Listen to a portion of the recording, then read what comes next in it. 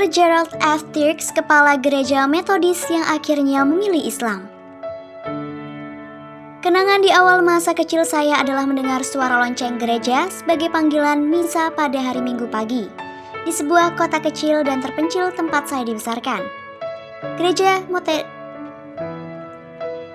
Metodis itu sudah tua, bangunannya terbuat dari kayu, dilengkapi dengan menara yang di atasnya terdapat lonceng gereja. Jaraknya cuma 2 blok dari rumah saya. Ketika lonceng gereja berbunyi, kami sekeluarga berangkat ke gereja untuk mengikuti misa setiap hari Minggu pagi. Dr. Gerald F. Dirks mengenang kembali masa kecilnya mengawali kisahnya sebelum menjadi seorang Muslim. Di tahun 1950-an, gereja menjadi pusat kehidupan warga di kota-kota terpencil. Sejak kecil sampai kelas 8, Dirks rutin mengikuti sekolah Alkitab yang diselenggarakan setiap bulan Juni selama 2 minggu. Ia juga tetap rajin datang ke gereja untuk mengikuti misa setiap minggu pagi, dilanjutkan dengan sekolah minggu. Dirks kecil mengumpulkan banyak pin sebagai tanda kerajinannya hadir setiap minggu dan mendapat sejumlah penghargaan karena mampu menghafal isi Alkitab. Ketika Dirks duduk di bangku SMP, gereja Metodis di kota tempatnya tinggal ditutup, sehingga ia dan keluarganya pindah ke gereja Metodis di kota lain yang terdekat. Gereja itu lebih besar sedikit dibandingkan dengan gereja kotanya. Pada masa itulah, Dirks mulai merasa terpanggil untuk menjadi pastor dan mulai memusatkan perhatiannya untuk mengabdi pada gereja. Dirks yang mulai berangkat remaja aktif dalam organisasi Methodist Youth Fellowship yang mengantarkannya menjadi salah satu pengurus konferensi dan ketua distrik. Saya juga menjadi penceramah tetap dalam acara tahunan Youth Sunday, kata Dirks. Aktivitas khutbahnya mulai menarik perhatian masyarakat luas. Dirks memberikan khutbahnya di berbagai tempat selain di gereja. Pada usia 17 tahun ia sudah menjadi mahasiswa di Harvard College. Tekadnya menjadi pastor sudah bulat. Oleh sebab itu, ia juga mendaftarkan diri ke kursus perbandingan agama yang berlangsung selama 2 semester. Pengajar kursus itu adalah Wilfred Caldwell Smith yang memiliki spesifikasi sebagai pakar muslim. Selama kursus saya tidak terlalu perhatian pada Islam dibandingkan perhatian saya pada agama lain seperti Hindu dan Buddha. Kedua agama yang saya sebut terakhir terlihat lebih mempengaruhi batin dan masih asing buat saya, tutur Dirks. Sebaliknya Islam terlihat mirip dengan agama Kristen yang saya anut. Karenanya saya tidak terlalu konsentrasi penuh pada Islam.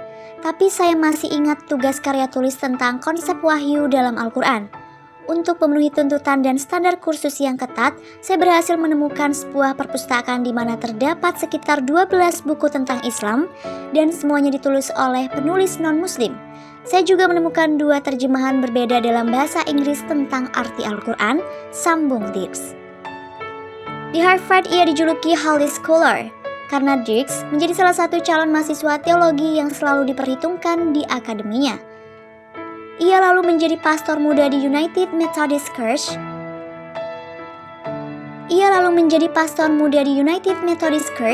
Dan tak lama berapa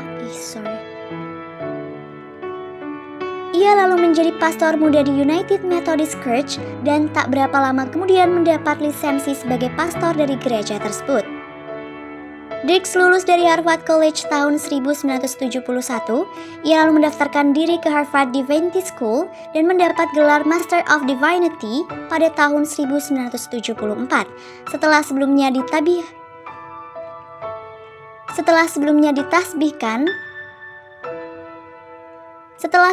ditahbiskan masuk dalam jajaran Pastoral United Methodist Church. Selama menyelesaikan pendidikan seminarnya, Dirks juga menyelesaikan program pendidikan untuk menjadi rohaniwan di Rumah Sakit Peter Ban Brigham di Boston. Setelah itu, ia bertugas sebagai pastor di 2 gereja United Methodist di daerah terpencil di Kansas selama beberapa tahun. Menerima Islam. Dirks mulai berminat pada Islam setelah ia berkenalan dengan Dix mulai berminat pada Islam setelah ia berkenalan dan berinteraksi dengan sejumlah orang Arab Amerika yang kebetulan Muslim. Untuk keperluan menerjemahkan dokumen-dokumen bahasa Arab, karena pada saat itu, Dix dan istrinya sedang melakukan riset tentang sejarah kuda Arab. Kontak pertamanya adalah seorang Muslim bernama Jamal pada suatu musim panas di tahun 1991 untuk membantu menerjemahkan dokumen berbahasa Arab. Jamal datang ke rumah Dix.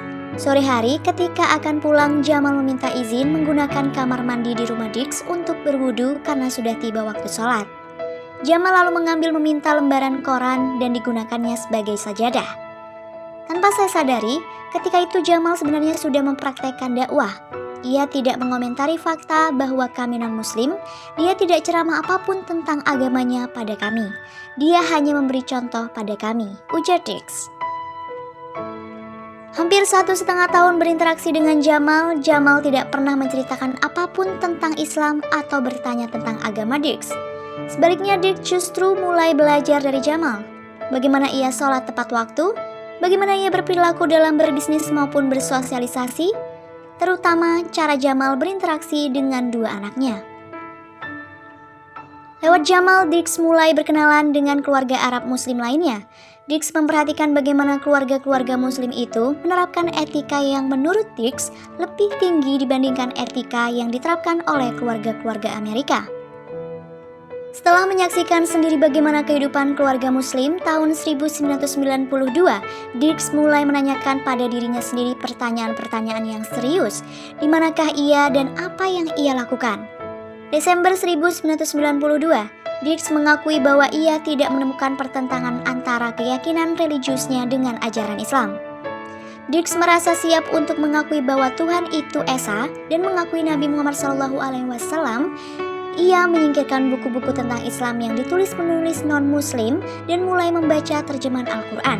Tapi ia masih ragu-ragu untuk membuat keputusan. Bulan Maret 1993, Dix dan istrinya liburan ke Timur Tengah.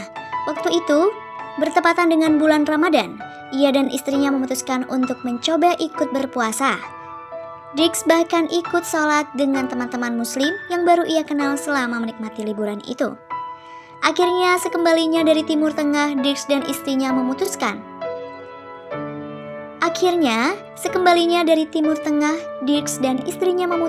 untuk mengucapkan 2 kalimat syahadat. Setelah menjadi Muslim, Dix memperdalam pengetahuannya tentang Islam, antara lain di Universitas Islam Imam Muhammad Ibn Saud in Arab Saudi. Setelah menjadi Muslim, Dix memperdalam pengetahuannya tentang Islam, antara lain di Universitas Islam Imam Muhammad Ibn Saudi di Arab Saudi pada tahun 1998. Tahun 1999, Dix menunaikan ibadah umroh dan haji. Sekarang, Dix yang dikenal dengan nama Islam Abu Yahya menjadi salah satu cendekiawan Muslim yang banyak menulis artikel dan buku tentang keagamaan. Ia juga memberikan kuliah tentang Islam di beberapa perguruan tinggi AS, serta aktif dalam organisasi Muslim di Amerika Serikat seperti ISNA, ICNA, dan MEAS.